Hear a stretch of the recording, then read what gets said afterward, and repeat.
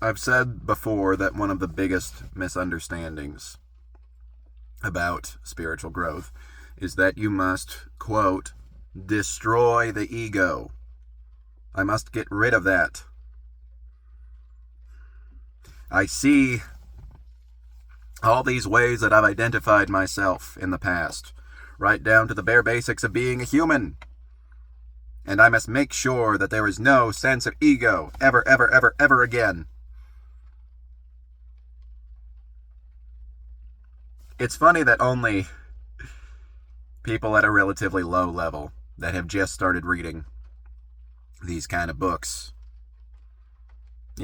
spiritual books that most people have read if they've had any sort of interest. People who have just barely started are the ones that worry about that. And that issue kind of just gets reconciled down the line. And it only really got reconciled for me this year,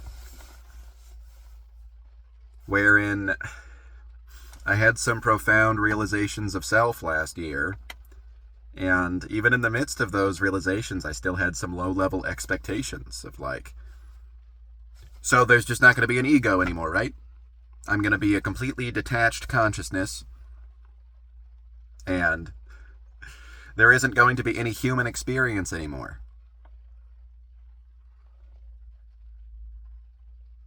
And of course, that was not the case. The difference is only my relationship to that human experience, to what I could call ego. But it certainly didn't make those things go away.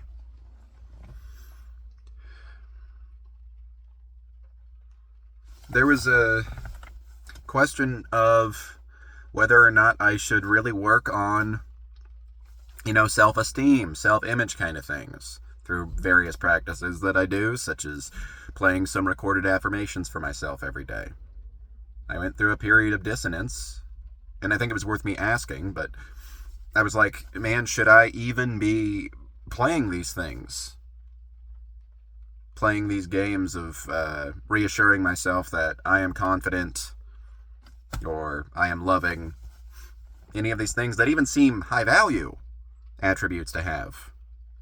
But as long as I'm saying that, is that just keeping me stuck in this low-level identification with ego? Because in my purest state, I am none of those things.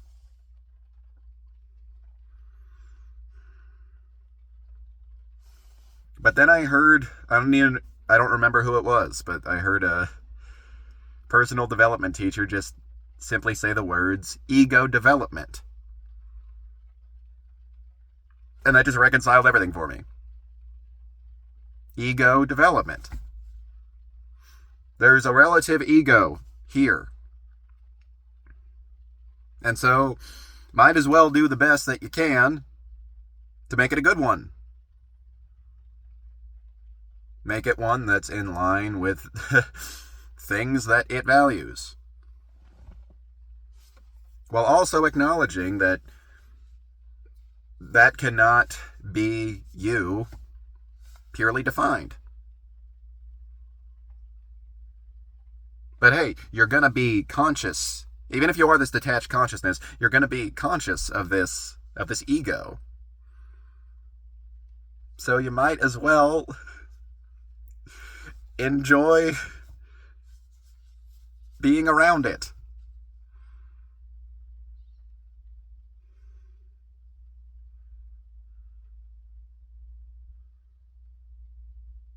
It's funny because you go through a phase of extreme negativity and, anti-ego. And I think that's a valuable phase that you go through. I mean, it's better than the beginner phase, which is just, not even aware of the staggering depths of ego and how that's been controlling you. And then you go through what you might call the conscious incompetent phase of realizing the depths of ego, or at least the top level of it, like on an iceberg, but lacking the capacity to break free from identification with it. And then you go through struggle. until you just get a resolution of, I'm not anti the ego.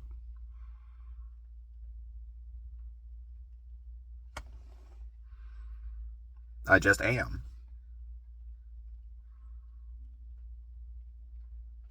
You almost do a full circle, except that the place that you end at is both the same place you started at with there being an ego there, but it's also completely different because you have absolutely no identification with it.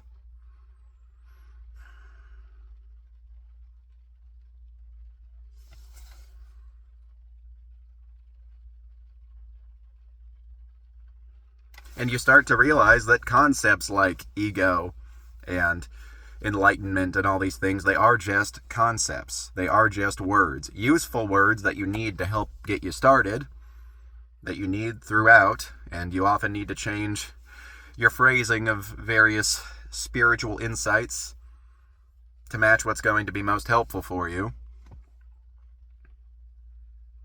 But they're still just words. And so whatever I label as an ego, it doesn't really matter. It's just an artificial boundary that the mind is creating with a word.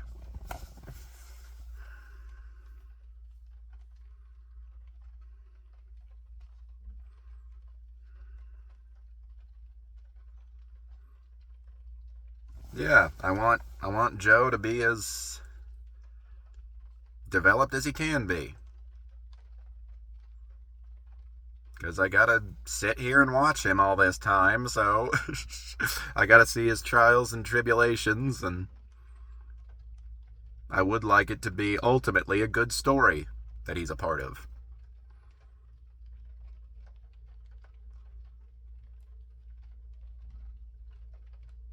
And actually, I would argue that I know Joe a lot better than I knew him when I was overly identified with him. Because the over-identification skews perspective, and it makes me want to take up ideas of Joe that are just fitting to whatever mood I'm in at the time. Good or bad. But good or bad, still delusional.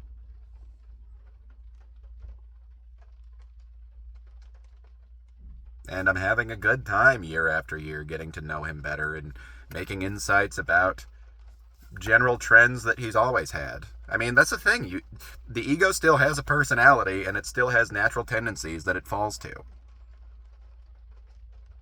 People think enlightenment is like a blank slate wiper to any sort of personality or any description. Now again, all that stuff is relative.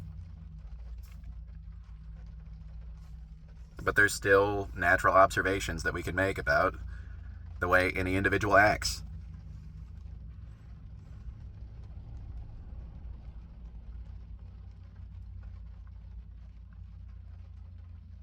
Yeah, it's very cool. And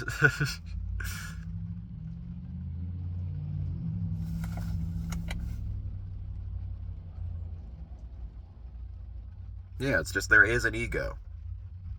So accept it and develop it.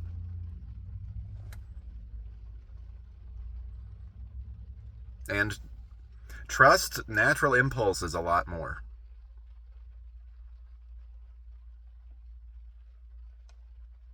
Those little passions that are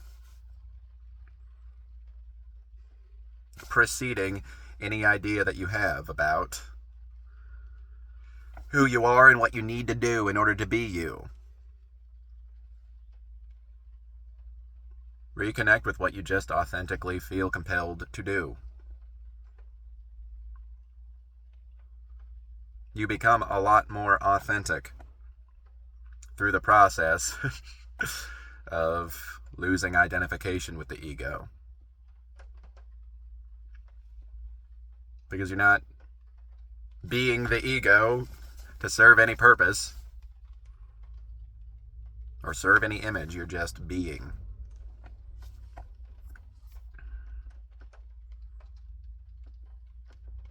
And you're just being what you are naturally. So effortlessly, you just find that you're doing more things that are in line with what you should be doing.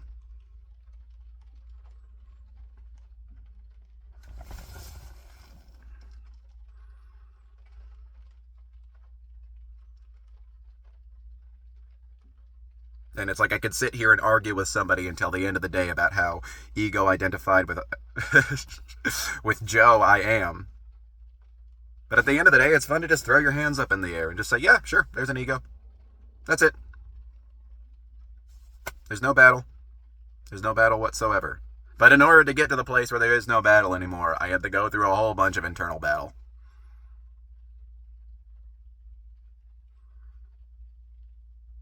The frustrating but also beautiful nature of human existence and human development. And a big part of this ego development is that this ego is consistently sharing his ideas, which is still a struggle for him, and one that he's very proud to go through and overcome.